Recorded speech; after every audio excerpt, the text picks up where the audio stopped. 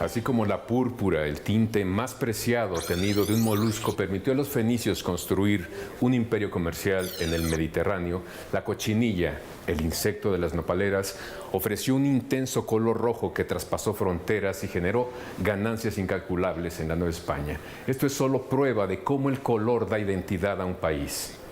En México, la riqueza cromática de los paisajes, las fiestas tradicionales, la arquitectura vernácula, la artesanía y la cultura popular suman a la creación del mito de una nación multicolorida. Esa que tras la Revolución Mexicana, artistas e intelectuales dieron una estética nacionalista donde el color fue un asunto fundamental. En Cuenta Conmigo, desde el Museo del Objeto, platicaremos con su directora, Paulina Newman, y también tendremos los comentarios de nuestros amigos en Novedad de la Patria. Compuesta por 1000 piezas, entre obra plástica, fotografías, video, escultura, pigmentos, publicaciones, arte popular, entre otros objetos. México a Color ofrece un recorrido por la historia del color en México a partir de principios del siglo XX hasta nuestros días. Destacan objetos de arte popular de las colecciones de Diego Rivera y Roberto Montenegro, así como obra de artistas como Diego Rivera, David Alfaro Siqueiros, Jesús Chucho Reyes, Gerardo Murillo Dr. Atl, Rufino Tamayo y Adolfo Best Maugard. Y además la muestra dedica un núcleo especial al surgimiento y a la conceptualización de la idea del rosa mexicano. Paulina Newman, México tiene muchos rasgos de identidad y una presencia constante es sin duda la del color. México es un país colorido. Y esta exposición pues precisamente da cuenta de eso y me asombra cada vez que me meto a un rincón porque veo cosas que en efecto lo corroboran. ¿Cómo surgió esta idea? Pues lo que queríamos hacer era explorar nuestra colección desde un punto de vista diferente, no por temática como lo hacemos normalmente, sino no importa de qué objeto, de qué colección venga, si el objeto compartía el mismo color con otro, vamos a juntarlos. Así empezó, esa fue la idea primera con la que iniciamos a echar adelante esta exposición, pero realmente los curadores fueron mucho más allá de nuestro propio acervo, adentrarse a cuestionarnos esta idea de ¿por qué se dice que México es color? Esto lo hemos oído durante toda nuestra vida y entonces queríamos ver, a ver, ¿de dónde salió esa idea? Y entonces empezamos la exposición con una muestra de cerámica que son piezas que se expusieron en 1921 en esta exposición importante que se hizo para celebrar el centenario de la independencia y que se le encargó a Dr. Atl hacer el catálogo. Entonces ahí empezó este tema del color y de ahí para adelante pues se ha ido gestando en diferentes ámbitos, como se puede ver aquí en la exposición. Sí, como tú bien dices, no solamente son un tipo de objetos, sino es, digamos, el color desparramándose en muchísimos tipos de objetos, ¿no? Que tienen que ver con los niños o que tienen que ver con la historia de México también, más bien.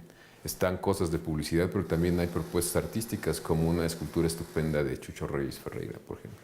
Sí, nos interesaba explorar el color en diferentes disciplinas, entonces pues están los artistas plásticos que utilizaron el color como algo muy importante y un sello distintivo, como dices, Chucho Reyes, el mismo Diego Rivera, Orozco, tenemos piezas obviamente de Tamayo, entonces ahí está como la parte de las artes gráficas dentro de México, para las cuales el color ha sido una pieza fundamental.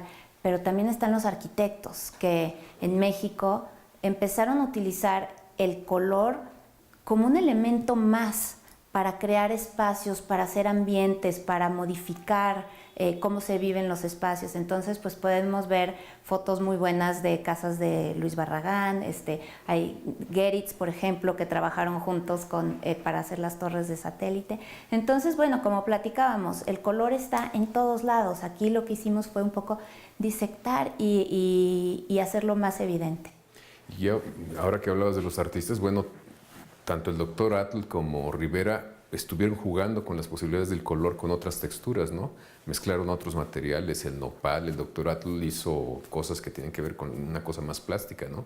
Sí, y algo interesante que aquí están no solo sus obras, sino también los pigmentos y las pinturas que ellos usaron para crearlos. Entonces, de sus talleres nos prestaron estos botes con pigmentos y con estas pinturas que no necesariamente eran con lo que se pintaba tradicionalmente. Entonces, es padre ver como las herramientas de los artistas que hemos visto muchas veces. ¿Hay un eje además del color? ¿Hay otras cosas que, digamos, nos puedan guiar para caminar por la exposición? Bueno, tenemos una guía infantil que acabamos de estrenar, que está muy divertida y es una guía para que los niños puedan ir recorriendo la exposición, encontrando cosas, descubriendo. Entonces, esa es una manera para los chiquitos. Y yo creo que es una exposición muy sensorial. También esa es otra manera de recorrerla. No tiene un recorrido cronológico, entonces puedes ir saltando de sala en sala. Cada una está pintada de un color diferente y eso le da un ambiente totalmente diferente. Y una de las salas que a mí me gusta mucho, por ejemplo, es la del rosa mexicano.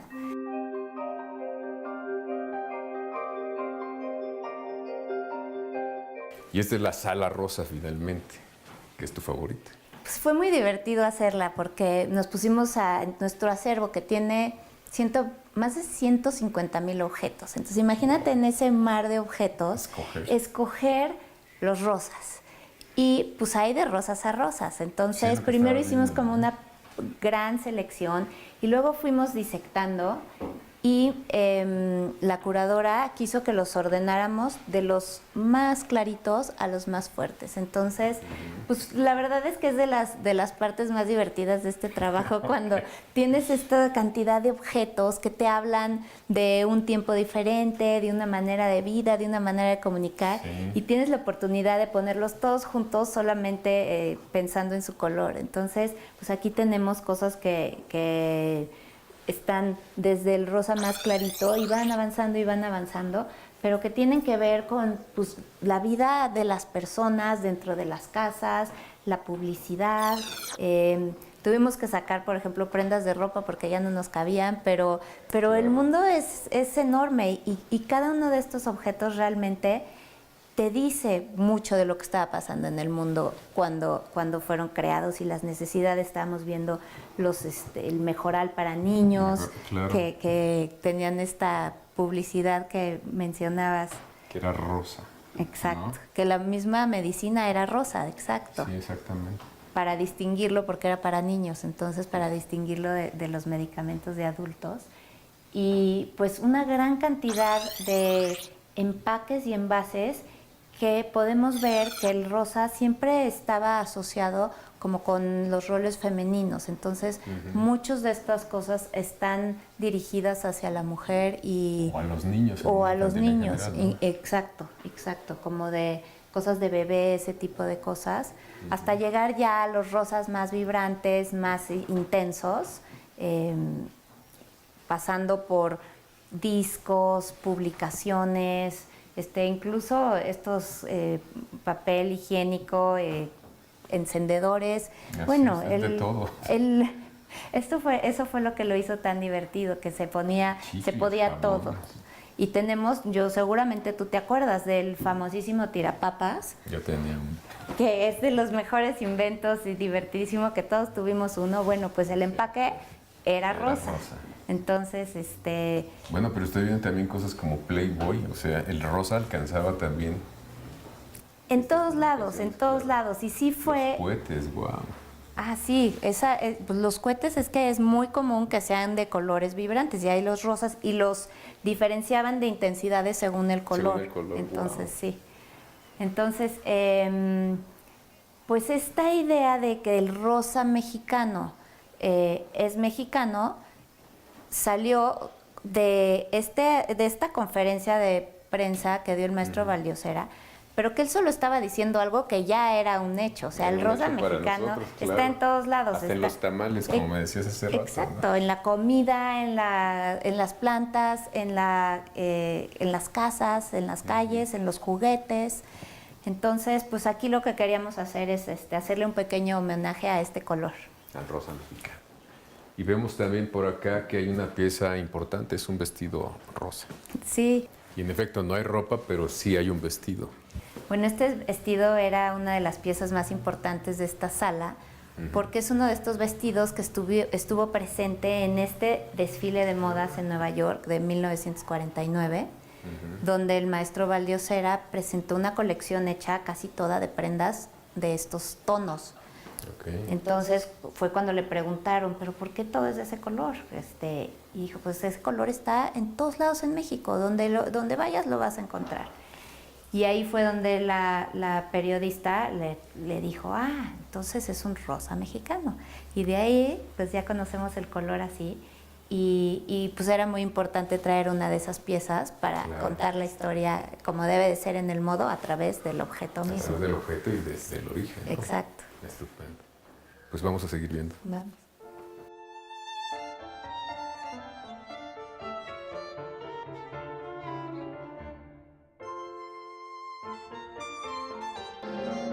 Y bueno, tenemos también esta sala de colaboraciones que hicimos junto con Comex, que convocaron a 8 artistas y creativos contemporáneos a explorar el tema del color. Entonces están sus piezas aquí expuestas también. ¿De quiénes son? ¿De quiénes hablamos? Pues está Amoato, que tiene una pieza padrísima colgando en el cubo de luz. Está Rodrigo Fernández, está DIN Interiorismo con Aurelio Vázquez, está Emiliano Godoy, Melissa Falcón. Son 8 diseñadores y creativos y cada una de las piezas es especial y son tan diferentes una con la otra que eso te deja ver cómo un tema como el color da para tanto. Sí, da para mucho. ¿Y por qué decidieron ciertos colores? El rosa mexicano me queda claro, pero por ejemplo este verde, ¿cómo lo decidieron? Este verde es el que la curadora decía que es el verde pulquería. Entonces ella quería que hubiera una sala verde pulquería dentro del museo. Y así fuimos. El que sigue, por ejemplo, es el azul añil, que también nos interesaba mucho que estuviera presente y que en algún momento nos asustaba si pintábamos toda una sala de ese color, si iba a pagar a las obras que se iban a mostrar ahí. Y resultó al revés. Realmente les saca todos los colores y fue perfecto. Ahí sí fue un voto de fe de nosotros del museo con nuestros museógrafos, que la verdad son buenísimos. ¿Qué otros elementos, digamos, utilizaste para jugar, para llamar la atención? Efectivamente el color es una cuestión sensorial, es sensual también, pero ¿qué otra disposición tiene que ver, digamos, con el armado de la exposición para atraer a la gente? Pues algo que nos interesaba mucho era ver cómo los avances tecnológicos han ido trayendo también nuevas herramientas para explorar el color. Entonces, bueno, en la primera sala tenemos los pigmentos naturales, la grana cochinilla, el palo de Campeche, un chorro de pigmentos que se utilizan y que se siguen utilizando para teñir textiles básicamente y muchas otras cosas. Pero a medida que la tecnología fue avanzando, también fueron avanzando las posibilidades y los colores se volvieron más brillantes, más intensos. Y esto está también aquí representado, donde se puede ver los muestrarios de las pinturas de marcas importantes de México y cómo estas han ido de la mano en la publicidad también, por ejemplo, cómo de repente el color se convirtió en la manera de atraer atención hacia ciertos artículos. Entonces estamos aquí en esta sala donde está muy claramente explicado cómo el color fue uno de los elementos más importantes para que la publicidad diera un salto. Que estos son, digamos, publicidad clásica, ¿no? Que formaron parte de calendarios, de pósters, de, no sé, pues de objetos de venta. Incluso muchos de estos cuadros no estaban hechos para hacer cuadros, solamente se hacían para de aquí sacar los calendarios y se pintaba encima de ellos la siguiente imagen. O sea, muchos de estos tienen pintadas varias atrás uno de otros, porque realmente no era un objeto decorativo, era un instrumento de mercadotecnia. Fíjate qué interesante. Y ahora que hablabas, por ejemplo, también de la grana cochinilla, entonces ponderan también los colores que México dio al mundo. Así es, eso está en la primera sala junto con estas piezas que son realmente exquisitas de cerámica de 1921 y ahí al lado están todos estos pigmentos y explicado cada uno qué color da y cómo se cómo se hace para sacar de él los pigmentos que, como dices, salieron de México como la grana cochinilla y fueron una aportación para todo el mundo. ¿Y sí se ha modificado entonces con la tecnología el uso del color? Totalmente. Se nota en esta exposición. Se nota en esta exposición y se puede ir viendo cómo sí la tecnología ha aportado vibración al color, ha aportado a poder hacerlos metálicos, por ejemplo, fue otra cosa que la tecnología les dio, el ser más resistentes ante la intemperie y ante ese tipo de cosas. Entonces sí ha sido importante cómo estos avances tecnológicos nos han ido dando nuevos colores y colores más intensos. La exposición tiene muchísimos objetos. ¿Qué objeto o qué conjunto de objetos te llamó más la atención por el uso del color? Bueno, de mis objetos favoritos de la exposición es una caja que está en la sala grande de Prismacolor.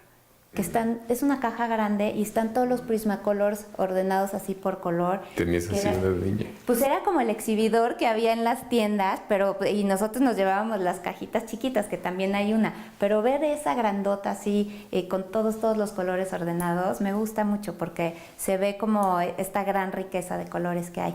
También la pieza que hizo Emiliano Godoy para la exposición me parece muy interesante y como es él, como muy profunda, que se adentra en el tema del color, pero con una profundidad importante. Y en materia de apuesta artística, pensando en los autores que estás exhibiendo, ¿también se ve un cambio en el uso de color? ¿Son más intensos? ¿Son menos visibles algunos colores? Yo creo que los artistas que escogimos para esta exposición son aquellos para los cuales el color y los colores intensos eran muy importantes. Entonces es una muy pequeña selección de artistas mexicanos. Bueno, pero está Tamayo. Está Tamayo, sí, está Orozco, el doctor Atl. Siqueiros. Sí, exacto. Pero pues eso nada más es una probadita, porque después de ellos ha habido muchísimos artistas que han abordado el tema del color y que lo han incorporado a su arte. Nada más que no nos darían ni 10 museos como el Modo para exponer a todos esos artistas mexicanos. Y en materia de investigación, ¿qué cosas descubrieron mientras armaron todo este proyecto? Fue una investigación muy interesante que hicieron los dos curadores, Ana Elena Malet y Mariano Mesa. Y ellos lo que estaban buscando era ir a la raíz de dónde salió esta idea de que México es un país de color.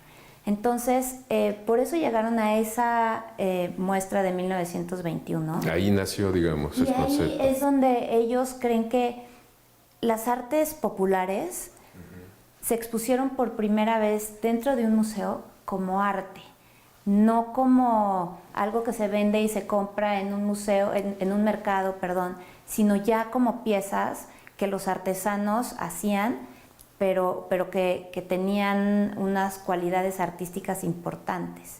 Entonces, pues junto con Montenegro se hizo este gran archivo de toda esta cerámica que generosamente nos prestaron alrededor de 40 piezas para poderlas mostrar aquí. Entonces ahí empezó la investigación y luego, por ejemplo, el método Bess-Mogard, que es algo que a todos los historiadores de arte pues lo ven en su carrera, pero que es difícil entenderlo hasta que lo ves en los objetos de la colección del Modo y te das cuenta cómo está aplicado perfectamente. Entonces eso para mí, por ejemplo, fue algo que yo aprendí totalmente nuevo, cómo con estos 7 elementos que decía el método Bess-Mogard se podía crear absolutamente todo. Entonces, pues son todas esas investigaciones de los curadores que hacen que, además de ser una exposición muy divertida para ver, también tiene un sustento muy interesante de investigación.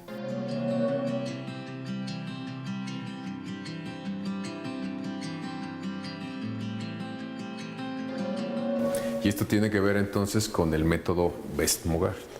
Así es, este es un método que se hizo inicialmente para que los niños en las escuelas primarias, cuando se fundó la Secretaría de Educación Pública, tuvieran un método para aprender a dibujar.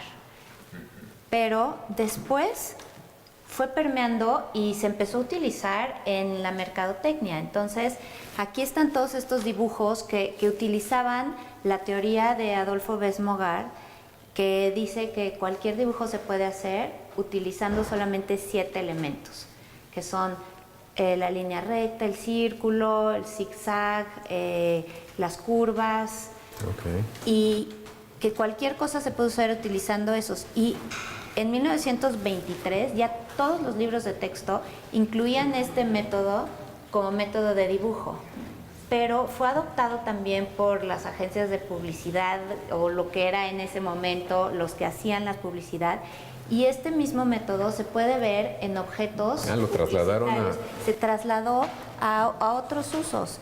Entonces, viendo estas latas y cajas, se puede ver que están totalmente basadas en el método Best, que incluso aquí tenemos el libro original de 1923, donde se explica perfectamente cómo debe ser aplicado. Y también pasó, por ejemplo, a las artes escénicas. Ahí hay unas fotos de unas presentaciones que hubieron donde toda la escenografía fue hecha con el método Bes-Mogart. Entonces, sí fue algo que en su momento tuvo mucha fuerza y que estaba en todo México. Sí, bueno, a mí me asombra mucho que en efecto pasas de la industria a una propuesta estética de gran formato, como las escenografías y estas propuestas del propio Adolfo Bes-Mogart, ¿no? Así es. Qué increíble. Y se siguió instrumentando, digamos, en muchas otras áreas que tienen que ver con productos totalmente de venta, ¿no? Totalmente. Con una propuesta estética, por supuesto. Así es, y una vez más se puede ver que los colores eran una parte importante de este método y eran pues muy vistosos. Entonces aquí se ve cómo también los avances tecnológicos aunados a este método lograron crear estas piezas que pues vendían un producto, pero lo hacían a través de su empaque. Totalmente. Pues muy interesante este recorrido que nos estás haciendo, porque vemos los usos, digamos, del color y el cómo la cultura, la estética o la expresión estética, al conjuntarse pueden producir cosas que consumimos todos y con mucho gusto también, ¿no? Así es, y que muchas veces ni siquiera te das cuenta hasta que lo empiezas a analizar. Lo que estás diciendo ahorita, ¿no? De cómo un método salta y se industrializa y te produce objetos realmente atractivos, bonitos, ¿no? Pues muy interesante tu propuesta de acercarnos al color a través de los objetos otra vez.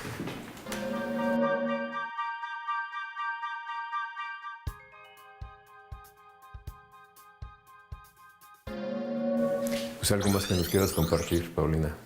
Pues que nos visiten, que vengan al modo. ¿Hasta cuándo va a estar? Va a estar hasta finales de julio. Entonces, pues aquí estamos de martes a domingo, de 10 de la mañana a 6 de la tarde. Pues muchas gracias. No, al contrario, gracias a ustedes. Seguimos aquí.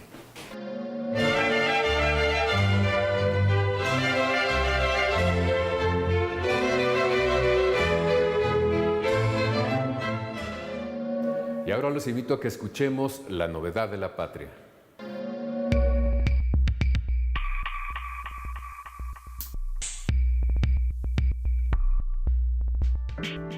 Estamos en el umbral de lo que es el Teatro de la Ciudad, Casa de la Cultura, en Hermosillo. Aquí ocurre el Festival de un Desierto para la Danza. Acompáñenme. Se celebra en Hermosillo. Es el festival del movimiento por antonomasia, la cita desde el cuerpo. Se denomina Un Desierto para la Danza y ya ha alcanzado 27 ediciones. Talleres, conferencias, conversatorios, exposiciones fotográficas, presentaciones de libros, clínicas para el desarrollo de esta disciplina que parte del cuerpo y se extiende hasta alcanzar el alma de quien ejecuta, de quien observa y siente. Aquí se da la participación del mejor de los maestros, Guillermo Maldonado, las más profesionales periodistas, críticas de la danza, Aidela Chino, Rosario Manzanos. Desde este desierto emerge, desde esta región agreste que pare todos los días una idea para desarrollarla hasta convertirse en historia de movimientos. La apertura es para otros cuerpos que quieren decir y que vienen a decir. Un desierto para la danza incluye en su programación a diversos países: España, Cuba, Suiza, Brasil, Inglaterra, Estados Unidos, Canadá. Esto se acuerpa desde las compañías mexicanas desde varios estados: Sinaloa, Veracruz, Baja California, Ciudad de México, entre otros. Sonora es, pues, el foro al cual todas las compañías de danza desean asistir. Sonora es también el semillero de bailarines y agrupaciones: Antares, La Lágrima, Quiatora Monorriel, Margarita Danza Aquí, Dédalo Artes Escénicas, Cayo de Sal y otras que surgen de manera emergente. Danza aquí significa también poesía, el apunte desde un reflector que agudiza la perfección de un desplante, incluso la estática física que se apersona en medio del escenario. Danza aquí quiere decir artes visuales y plásticas, el desgarrado silencio de un cuerpo que nos llama a cuentas por su vulnerabilidad, por su febril comportamiento, por la idea magnánima de darse a los ojos de los demás. Y todo esto ocurre en un desierto para la danza. En la cámara, Lázaro Grimaldi. Soy Carlos Sánchez. Con permiso. Llegamos al final de Cuenta Conmigo. Les agradezco su atención. Los espero todos los jueves a las 8 de la noche. Y les recuerdo también que para leer no se necesitan muchas cosas. Un buen libro a la mano, nuestra mente abierta y el espacio que prefieran.